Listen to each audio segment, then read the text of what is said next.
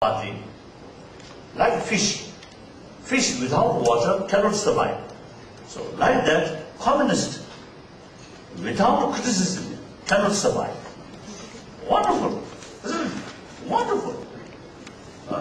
Then one occasion, Chairman Mao asked me whether there is Tibetan flag or not. And I, little hesitation, I answered yes. Then Chairman Mao told me Tibetan flag must keep beside national flag. So sometimes I used to tell him, my friend in Europe who carries the Tibetan flag, and constantly some protest from Chinese missions. And I asked them, oh, Chairman Mao already permitted.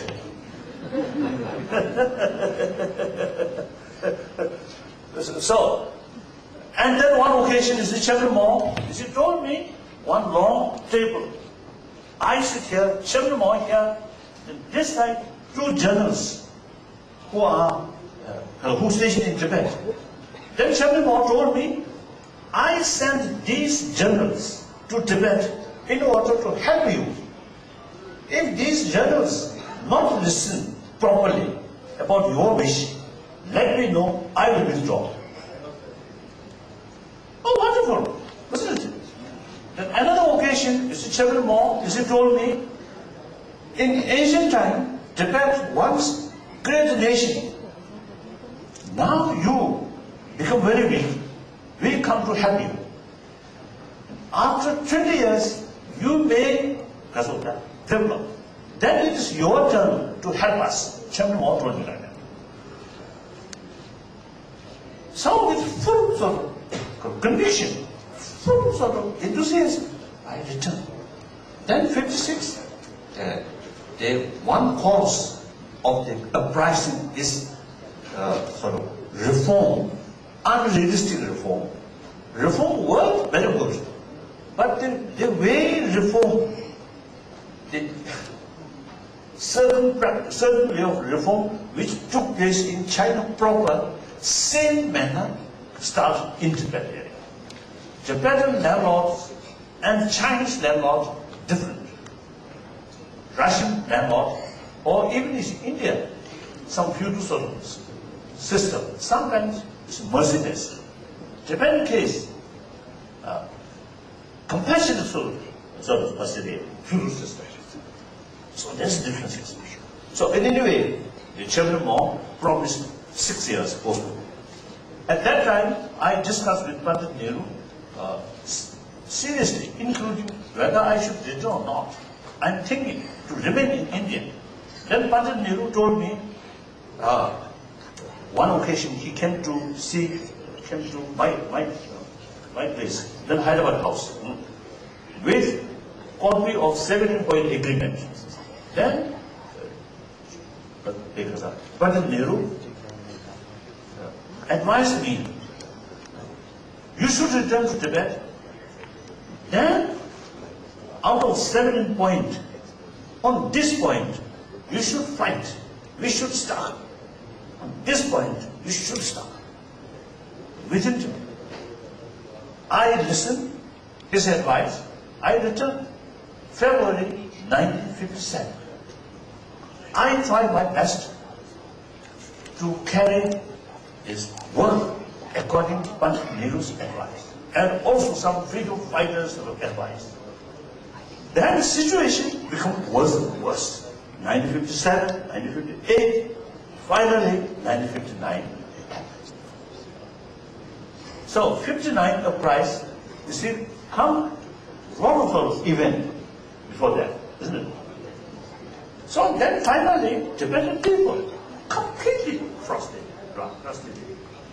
And then that happened. So then next 1 week, I tried my best to cool down the situation. But equally determined, both sides, Chinese, every night from 10th of March till 17th, every night Chinese troops with artillery. We noticed that. So it's clear Chinese side determined to strike or crush. And Tibetan side also, I called Tibetan who are in Nobuling, a few thousand. I asked them, please don't remain here. Should return to their original place. If you want, few representatives can remain. Otherwise, this creates more suspicion to the Chinese. But Tibet side won't listen. So, two sides, determined. I was in the between. Lot of tension, lot of anxiety. Then finally, Lhasa time, 10 o'clock, 17th night, I left Lhasa. Because of that kind of situation. So we become refugee, certain sort of political issue. Certain are right. So now, question of return must be related with that. I received a message from Tibet. Some say, particularly old people say, before their death, please come, please return. Then some Tibetan, particularly the younger people, their message, we need you. You should be in free country. So I remain here, not as a leader, but as a free spokesman for Tibetan people. My real boss is 6 million Tibetan people inside. That's my boss. I can do something in free country. If I return without certain degree of freedom, then no use. So, as soon as certain degree of freedom comes, on the basis of middle approach, 92, I made it clear, when certain degree of freedom comes, we all return happily to our country. Then all my legitimate authority handed over to Tibetan local government. And the main responsibility should carry by Tibetan officials who are already inside. We have no right to ask some governed by us, or we should have some certain sort of privilege. No, we are just a servant of them. Once certain degree of freedom comes, we return. And main responsibility must carry those Tibetans who already working inside Tibet. They know the situation much better, and they make a lot of effort.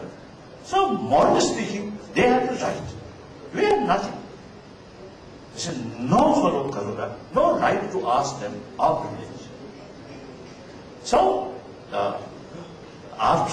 if that day comes, then that means meaningful autonomy, remain with the people of China. Then I will be a genuine, simple Buddhist monk. Then my devotion, usually I have 3 commitments. Number 1 commitment is promotion of religion.